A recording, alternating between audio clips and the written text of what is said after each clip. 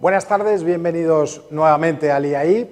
Esta tarde es la primera del ejercicio 2014 en que emitimos desde el Instituto las jornadas de streaming que este año patrocina el Banco Popular.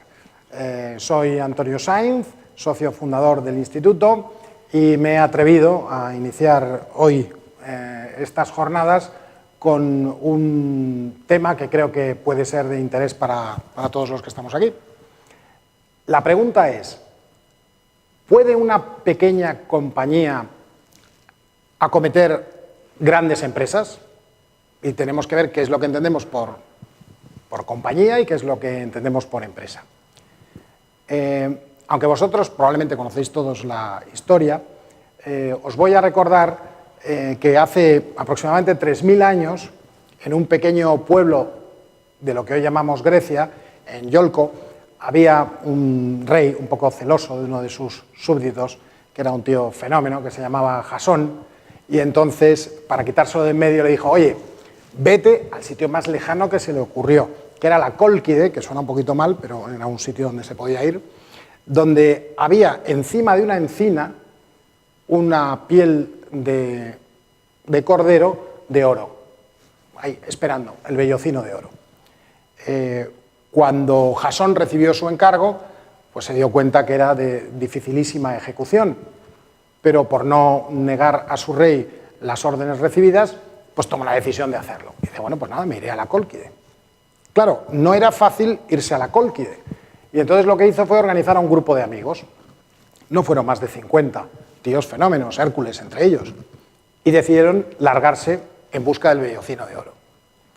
Bueno, evidentemente nadie pensaba que iban a volver. El mismo Jasón, en el momento de zarpar, mira para atrás y dice, Jasón despidió llorando la tierra de sus padres, es decir, que verdaderamente pensaba que no iba a volver nunca.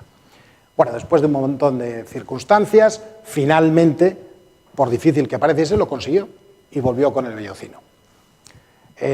Tampoco le tenemos en la lista de Forbes, quiero decir, no sabemos exactamente si eso tuvo una repercusión económica potente para él.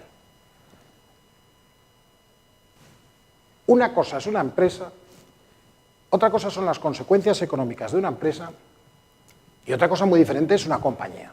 Normalmente utilizamos el término empresa, pues en cierto modo, con un abuso del término francés y que induce a error. La empresa es el proyecto en sí mismo, el objetivo que uno se marca. Eso es la empresa. Cuando uno no puede acometer una empresa solo, o no le apetece, porque hay cosas que es muy aburrido hacerlas solas, como es la Cólquide, entonces decide montar una compañía. Y compañía, como su nombre indica, es en compañía. Y entonces, la gente que hace cosas raras, que son los emprendedores normalmente, como irse a la Cólquide, aglutinan a otros, les convencen y dicen, hacemos esto juntos. Eso es exactamente lo que es una compañía. ¿Qué es el éxito de una empresa? ¿Cuándo realmente decimos que ha tenido éxito una compañía en la ejecución de su empresa? Pues en el caso de Jasón, porque volvió con el vellocino. En los casos nuestros, pues hay ejemplos muy variados, actuales, que los vivimos todos los días. Yo no creo que Nadal haya querido ganar mucho dinero ganando al tenis y siendo el número uno, sino simplemente quería ser el número uno. Luego eso ha tenido sus consecuencias. Con el paso del tiempo, la mayor parte de las empresas que se empezaron a hacer requerían muchos medios. Y cuando requerían tantos medios económicos, ¿qué es lo que ocurrió? Pues que en las propias compañías se incorporaron unos compañeros de viaje, unos socios que no se levantaban por la mañana temprano para ir a la oficina, que no remaban en el barco, que eran los socios capitalistas. Esto es lo que aportaban en una cantidad de dinero. Y decían, te voy a dejar este dinerito y casi tú te pones a hacer cosas. Bueno, con el paso del tiempo, muchas de las compañías que hoy conocemos, de hecho, prácticamente la totalidad de las compañías en los países desarrollados, por supuesto todas las cotizadas, son compañías en las que ya dentro de la propia compañía no queda ninguno de esos emprendedores. Son compañías donde casi todos los socios son socios capitalistas.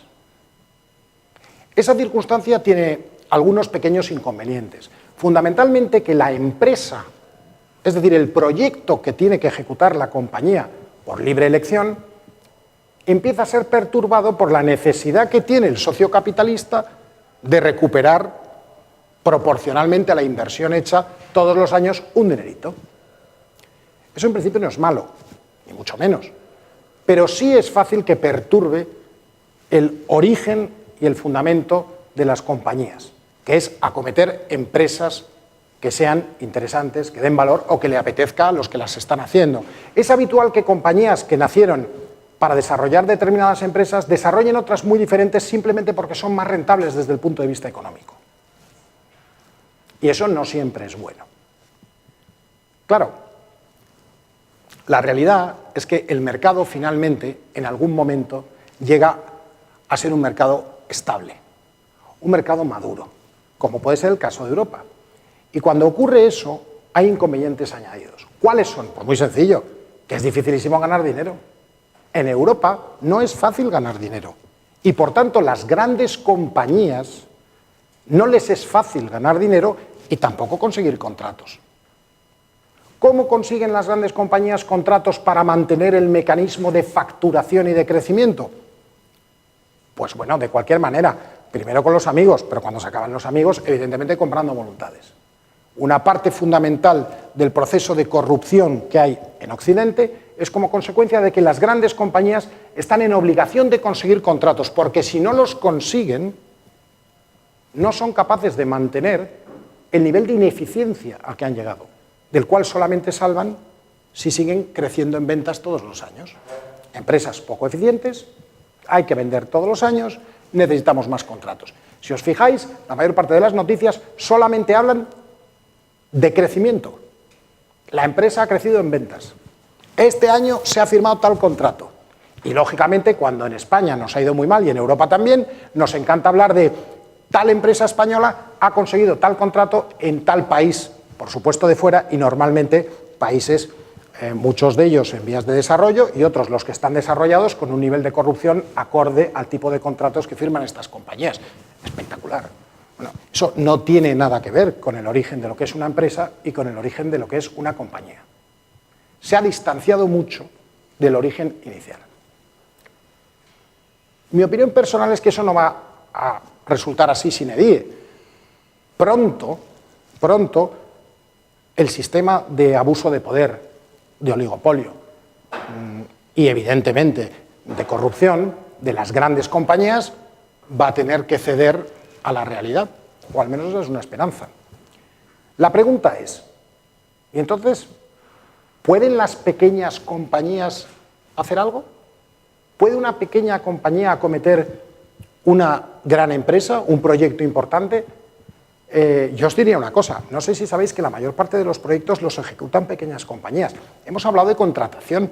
Las grandes compañías no desarrollan normalmente los proyectos que contratan, los subcontratan. Eso no deja de tener mucha gracia. O sea que finalmente la pequeña compañía tiene una capacidad de eficiencia muy superior. Las pequeñas compañías tienen contratos pequeños, donde cualquier error se paga muy caro. Es necesario que todo salga como tiene que salir. Si hay que meter más horas, si hay que trabajar más, si hay que pensar más, se hace. ¿Por qué? Porque hay que ser capaces de vivir con unos contratos pequeños y exigentes, donde además normalmente el cliente no va a perdonar cosas que a una gran compañía le perdona. Entre otras cosas, pues le mete una demanda y al final acaban en el juzgado. En este escenario, realmente la pregunta es, si las pequeñas compañías pueden desarrollar grandes empresas, ¿qué entendemos por gran empresa? ¿Va a ocurrir esto? ¿No va a ocurrir? ¿Es esto una ficción? ¿Hay un horizonte razonable para las pequeñas compañías? Bueno, yo creo que sí que lo hay, exactamente igual que en otros momentos de la historia. Las organizaciones muy grandes presentan debilidades muy fuertes. Yo creo que el horizonte pasa no ya por la eficacia y eficiencia, sino por un concepto que ha estado muy poco en boga en los últimos años, pero que es fundamental, que es la austeridad.